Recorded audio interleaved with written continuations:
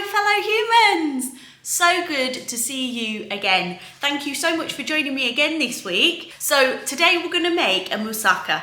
It is the weekend, I wanted something really hearty, a nice family meal, and moussaka is that perfect sort of dish. I love moussaka, but it is quite high points because it is lamb.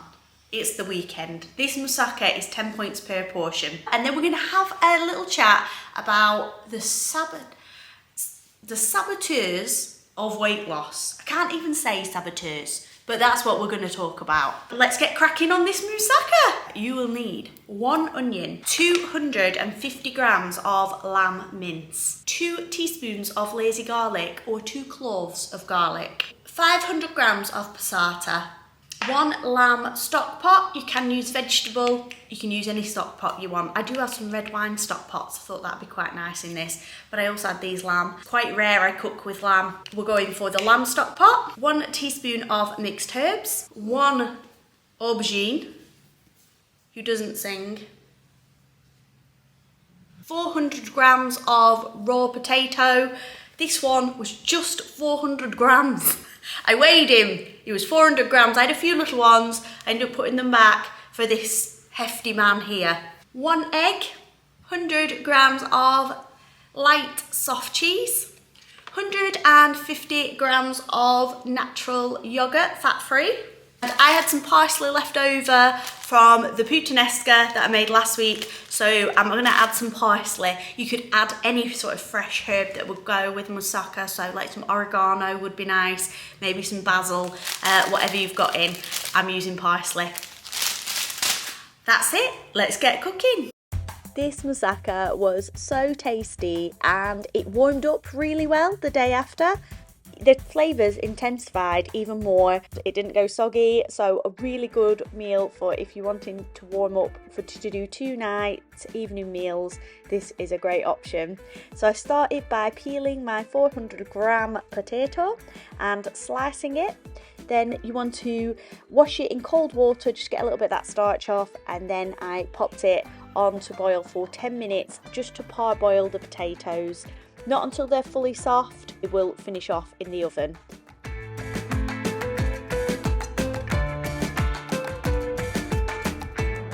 I then chopped my onion and popped this into a dry frying pan with the lamb mince. No need for oil or fry light as the mince will release some fat. I left to fry on the hob for 10 minutes.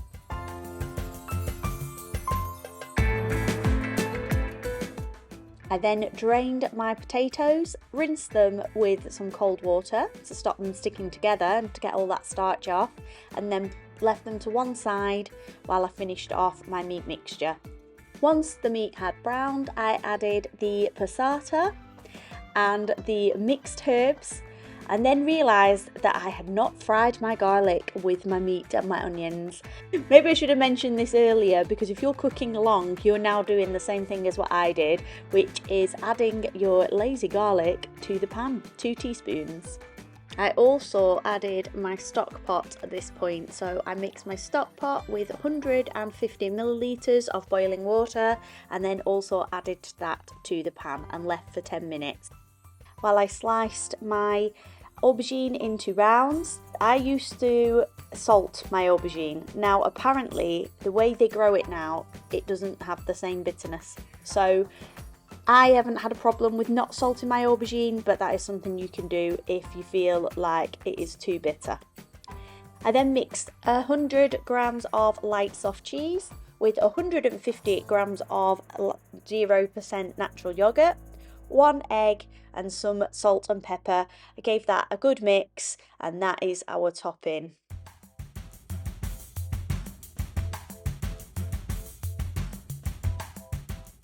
Half of the meat mixture then goes into our casserole dish, topped with the slices of aubergine, then followed by another layer of the meat mixture, our sliced potatoes,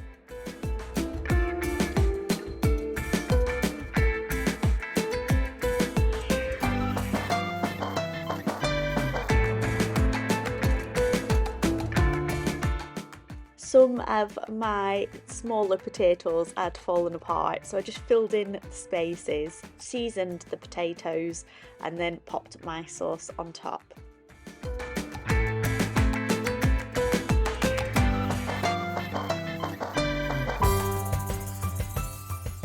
Here I am, awkwardly modelling the moussaka.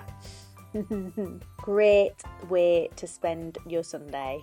Now the moussaka is in the oven. If you were vegetarian and you didn't want to use the lamb, I know a lot of people don't eat lamb, you can make up a veggie ragu and have that instead, or you could put some like soy protein, meat alternative in there instead. If you did use like a veggie ragu, it would definitely bring the points down on this meal. That serves 4. Now that looks massive, that portion. So I'm going to see how we get on. I'm serving it with some cauliflower. I've chopped up my parsley. I'm going to sprinkle that on top when it comes out of the oven. Now we are going to cut back to yesterday, where we are having a brew and having a sit down chat. Hey guys, let's grab a brew.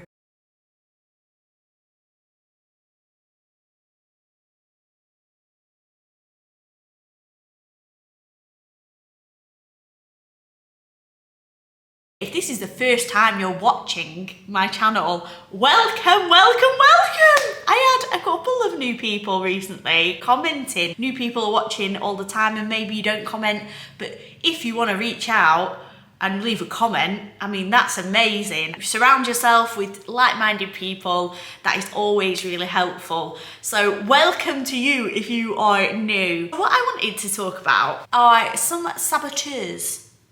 And some thoughts that are not conductive to weight loss. Number 1, I feel that sabotages my weight loss, puts my weight loss on hold, is overwhelm.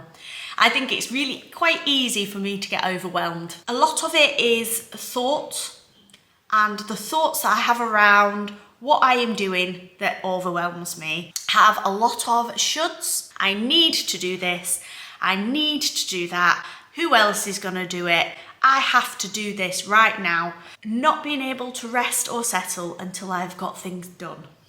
Now, this is not conducive to weight loss, because I will say, well, I need to do this. And my body's saying, well, you're tired, you know.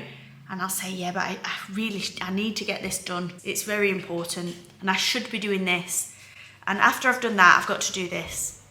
And my body's saying, yeah, but I'm really, really tired now. You need to sit down. You need a rest. And I go, yeah, I will rest, but I'll just do this and this and this and this. And I don't want to let anybody down. So I need to also do this. You look at your clock and it's night time and your whole day has been filled with shoulds, and I have to and I need to. And your brain is now going, I can't take any more, sit down. Let's face plant into this food, because it'll be a bit of relief. You haven't rested all day. When you're eating, you're going to be, that is restful. So let's do that. Let's not do that. So at some point in that day, I've got to be watching out for the shoulds, the have-tos, because then I can take a break when I need to take a break. I know it's not always possible to take a break. I understand that. 10 minutes of a break earlier on would stop that face plant later on. Number 2, liking all parts of yourself, even the really bad bits. I think I've done quite a lot of work on this, and some mornings I wake up and I go, yeah, you're doing great. Woo! I'm strutting down the street, you know, I've got all this confidence. It doesn't happen all of the time, to be honest, but sometimes you're in the zone, you're feeling better. There are other days where it's just gone completely down. I think it's easy for me to see the good bits in myself when I'm feeling great, and I can see that there's good bits there. And there's some bits of everybody that we probably don't like about ourselves, and it's learning to love those bits and make peace with the bits that you're not so keen on. If there's outside influences, somebody says something to trigger you, if you've got your own back and you know that you love every bit of yourself, they can't get in there. They can't. You've got a shield on you then, because you know yourself, that you love yourself, and it's your opinion that matters. And I think that is great work to do. It is quite hard work, isn't it, sometimes, because we don't always feel like liking ourselves. Good affirmations, accepting, and trying to love. At first maybe accepting, and then trying to love it. And sometimes there's parts of our personalities or parts of ourselves physically, there's a lot of shame around as well.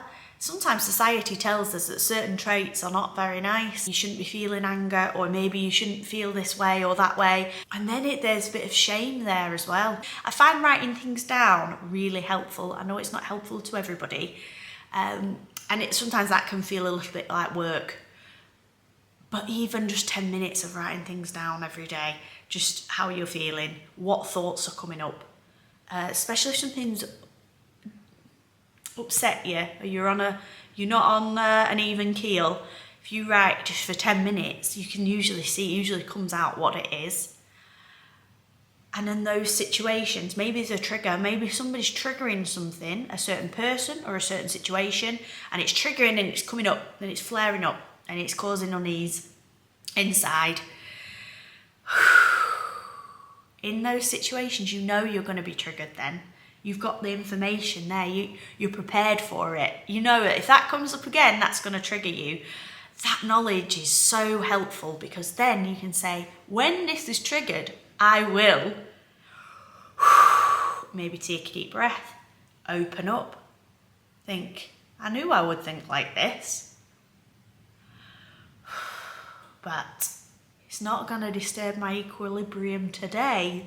And when you're going about your life, a little voice sometimes comes into my head. I don't know if it's the same for everybody. You shouldn't be feeling like this. Push it down. Deny it. You shouldn't be feeling that. What have you got to worry about? That little voice, it's sort of denying it. Sort of push the feeling down. Push it down. Push it down. Push it down. That doesn't work either, does it? Because then it's push down, things on top. Why are you feeling like that? You don't have any right to feel like that. I don't know who this voice is. Pushing it down, bang. You're not really figuring out what it is, what those triggers. You then can't see them. You're not gonna feel any better. It's just getting pushed down and more stuff on top and more stuff on top. So that thought, for me, is never very helpful. You shouldn't be thinking like that. If your mind just runs riot and runs away all day, and there's no knowledge or things in place to calm it down, then I myself will turn to food for that. Food and drink. Let's numb it out. Let's not think about it. Bang, bang, bang, bang, bang. Wake up the next day or later that day. Oh, why did I do that? Oh, I'm so stupid. Why would I do that? I'm sabotaging my weight loss again. But it's not stupid, because all these feelings and thoughts are just building up, numb out. Oh, they ease for a little bit. And then there's a bit of shame. Now, that shame is no good either, is it? I was talking a couple of weeks ago, wasn't it, when we said the thing we should never serve ourselves is guilt. So even if you've had all this food, it's better just cracking on.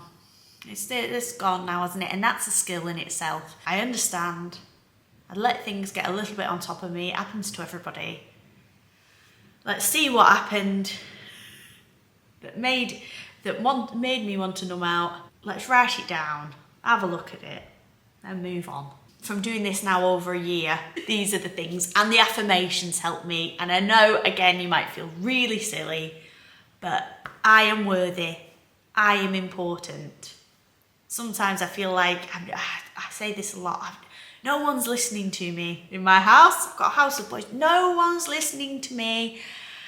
I might as well be invisible. So I say, oh, you're not listening to me, you're not doing this, you're not doing that. Well, it's not them, is it? It's me, overwhelmed, wanting to let all this stuff out. And actually, I just need to work on calming myself down, taking some big breaths, letting it go.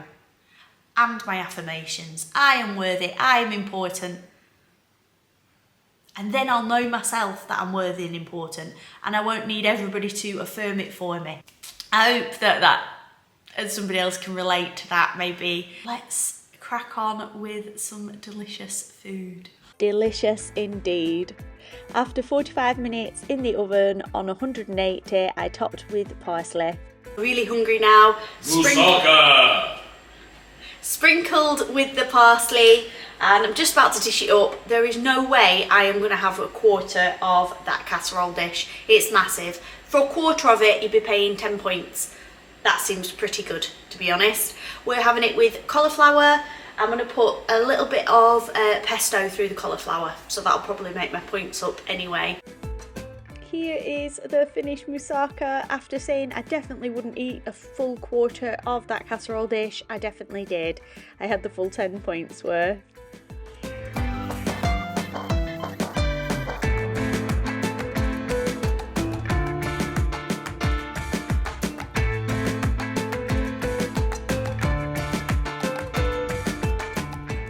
These are the remains. I warmed up the day after.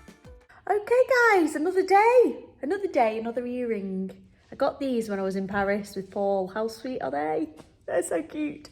And I'm in my work clothes now because I'm just editing this video and realised that I didn't say goodbye to everybody. So bye everybody. Thank you so much again for watching. Love to you all. I'll see you again next week. Bye bye.